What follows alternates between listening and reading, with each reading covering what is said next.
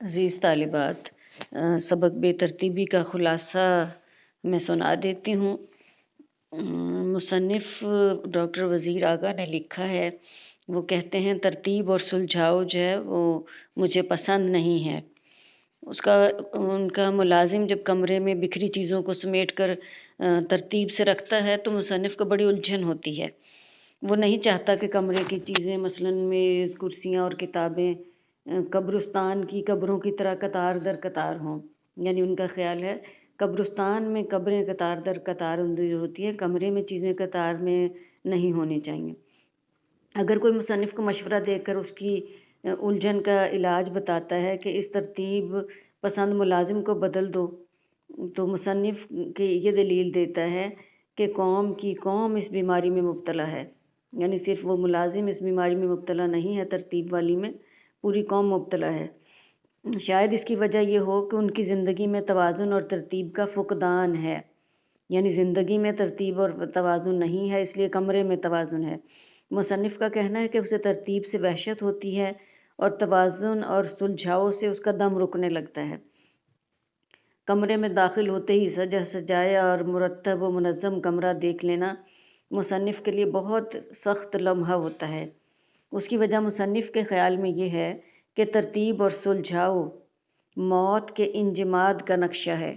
यानी ये मौत को मुंजमद कर देता है, मौत का मंज़र ख़त्म एक जगह रोक देता है।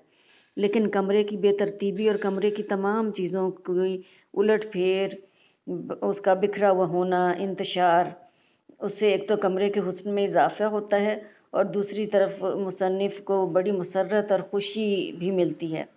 मुसन्निफ़ इस आलम में महसूस करने लगता है कि उसकी मुलाकात अपने किसी करीबी अज़ीज़ से बड़ी मुद्दत के बाद हुई, क्योंकि बेतरतीबी में महब्बत, रफ़त, लचक है, जबकि तरतीब में गैर फितरीपन है, इत्माद और बेरुखी का एहसास उभरता है। बेतरतीबी से शख्सियत जो है वो फलती फूलती है, बढ़ती है, नशो नुमा पाती है, जबकि तरतीब के बोझ से शख्सियत जो है वो मुर्दा हो जाती है, नशो नुमा रुक जाती है और मोहब्बत का गला जो है वो घूंट देती है।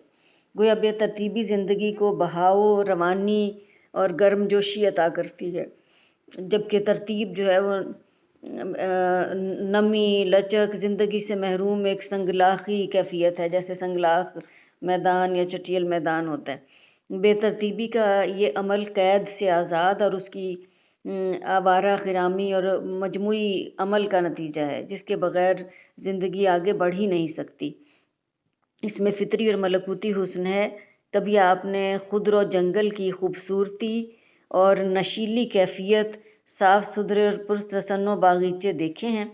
ये मुसन्निफ़ सवाल कर रहे हैं कि ऐसा जंगल जो खुद रो हो, जिसमें कोई माली या किसी ने उसको बनाया ना हो, वो अल्लाह की तरफ से कुदरती बना हुआ हो, तो वहाँ एक नशे की सी कैफियत, एक साफ़ सुथरापन और एक बग़ैर तसन्नो और बनावट के जो खूबसूरती है, वो कहता है आपने कहीं और देखी है?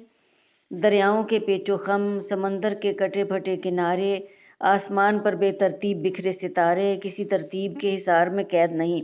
ये मिसालें दे रहे हैं मुसन्निफ़। फिर वो कह रहे हैं दरियाओं के जो पेचो खम है या समंदर के किनारे जो हैं उसमें कोई तरतीब नहीं होती, वो कटे फटे होते हैं। फिर एक मिसाल दे रहे हैं कि आसमान पर जो सितारे हैं वो तो बिखरे हुए और बेतरतीब होते हैं, वो किसी तरतीब की कैद में नहीं होते। वो कह रहे हैं इसकी वजह यह है कि तरतीब एक ख़िलाफ़ फ़ितरत अमल है, यानी एक फ़ितरी काम नहीं है और इंसान का एक गैर सेहतमंदाना इक़दाम है ये। अफ़सोस मुसन्निफ़ का मुलाज़िम ये बातें बिल्कुल नहीं समझता और हर बार कमरे में करीने से, सलीके से तरतीब पैदा करने में हर